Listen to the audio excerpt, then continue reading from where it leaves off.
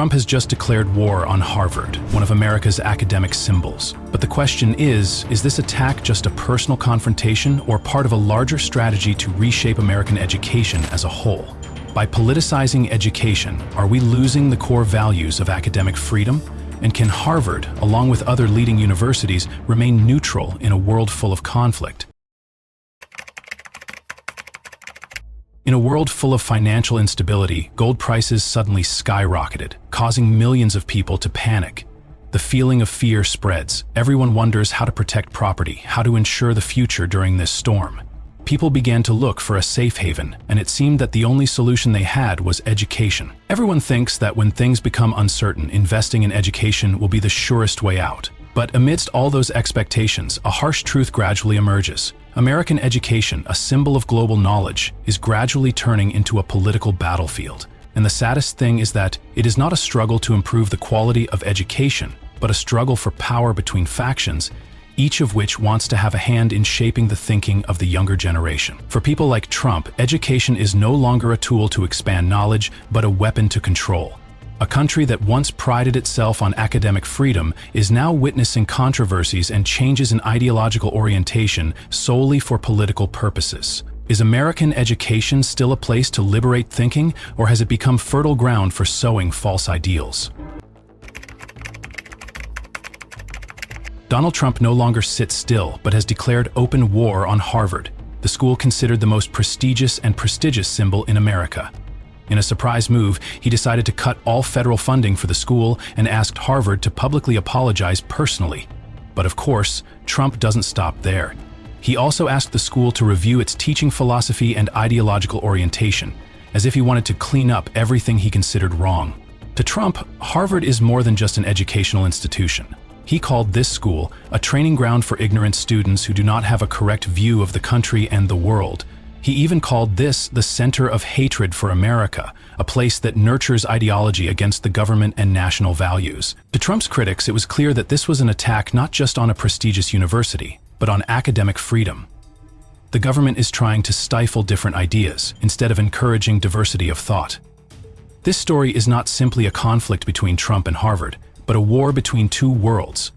One side wants to maintain power and control, and the other side wants to protect intellectual freedom and criticism.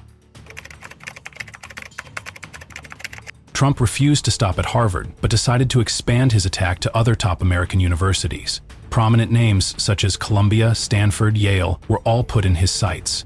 And these are no ordinary universities. These are intellectual fortresses, symbols of the Ivy League education system. Schools that have stood firm for many years, always at the top of international rankings. So why did Trump choose these schools as targets? For him, these are not just schools for learning. He sees them as places that nurture progressive ideology, are pro-democratic, and prioritize the rights of people of color, the LGBT+ community, and immigrants.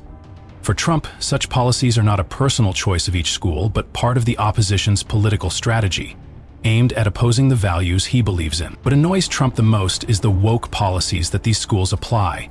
He believes that they are losing the traditional identity of American education.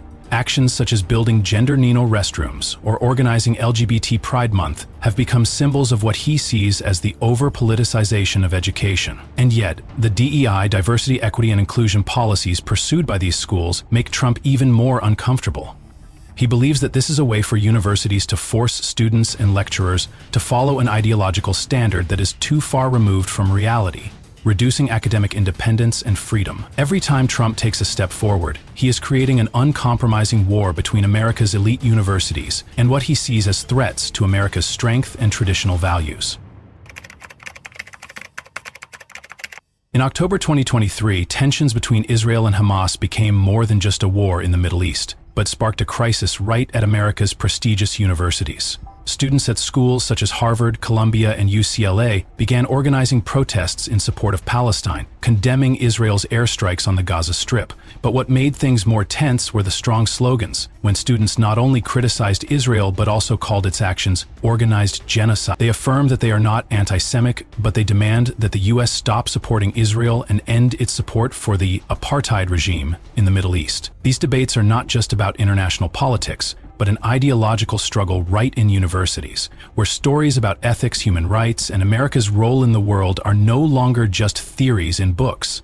They have infiltrated the classrooms, halls, and even the streets of universities, turning these places into the new political fronts of American society. And, indispensable to this story, Trump quickly criticized the protests, claiming that they were part of a plot by far-left organizations to weaken national power and reduce U.S. support for Israel. As the controversy over pro-Palestinian protests escalated, Trump and Republican politicians did not hesitate to strike back. They criticized the students with harsh words, claiming that they were indoctrinated and became tools for anti-Semitic forces. Trump bluntly called these protests an act of incitement to hatred and warned that these students were destroying basic American values. He emphasized that more than just opposition to Israel, these protests are part of a plot by extremist groups to weaken relations with Israel. The Trump camp does not lack arguments. He declared that Hamas is a terrorist organization, exploiting civilians and medical facilities in its attacks. Trump asserted that Israel has the right to self-defense and cannot be labeled genocide as the students are trying to propagate. According to him, these students do not clearly understand the nature of the problem. Instead of protesting a complex conflict, they turn it into a false propaganda campaign, weakening the government and supporting terrorism. Republicans spoke out strongly, affirming the need to protect America's inalienable values and condemning attacks on democracy at the nation's leading universities. When pro-Palestinian protests broke out at American universities, the government did not leave them alone. Strong action was immediately taken. Student leaders at Columbia University were arrested. More than 300 pro-Palestinian student visas were revoked. Secretary of State Antony Blinken did not hesitate to speak up, emphasizing, "We issue visas for you to come and study, not to cause trouble." But the paradox lies here. Freedom of speech, something that American education has always prided itself on, is now being curtailed. Students can express their opinions, but only if those opinions do not interfere with the political views of the country. For Trump's critics, this is not just a step backward, but a major stumble for American education, as academic freedom now faces government intervention.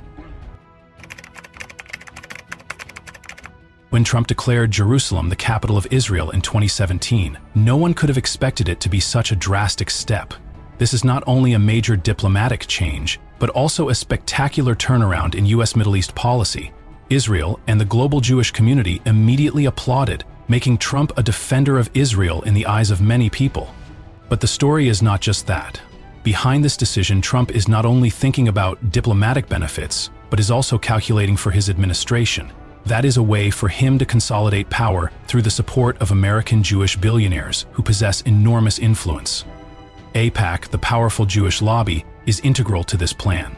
For Trump, this is not just about siding with Israel, but a strategy to redefine his position in American politics. Trump endlessly calls American universities leftist bastions, even without hesitation in criticizing them as breeding grounds of intellectual treason. For him, this war is not simply about the budget or education, but a battle for the soul of America. On one side are progressives, on the other are conservatives, and among the younger generations growing up, Trump is determined to reshape their future. Harvard and other prestigious schools don't just fear losing federal funding. The threat also comes from strict control over teaching and ideology. Every lecture, every course can be monitored to ensure that what students learn does not go against the values that Trump and his camp want to protect. The university, once a symbol of freedom of thought and criticism, has now become a battlefield for a war of ideas. A war between two worldviews. Harvard, a prestigious school that everyone admires, now faces the risk of being turned into a place of ideological competition, where political forces fight fiercely to change the thinking and orientation of future generations. Countries around the world are watching the situation at American universities with concern. These schools not only train quality human resources, but are also a place to train the future leaders of the entire planet. However, what worries many people is that American education seems to be gradually losing its neutrality and objectivity, the characteristics that once symbolized this system. Academia, where reason and knowledge were once honored, has now become a tool in geopolitical disputes.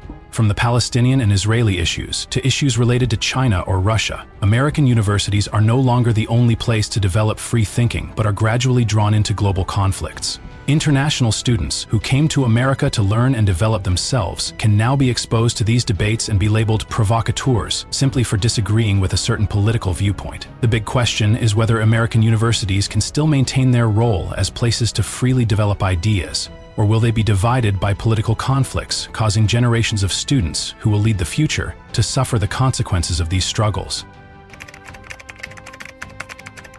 The Great War between Donald Trump and Harvard is not simply an attack on a university over political views, but also a symbol of the deeper contradictions underpinning globalization.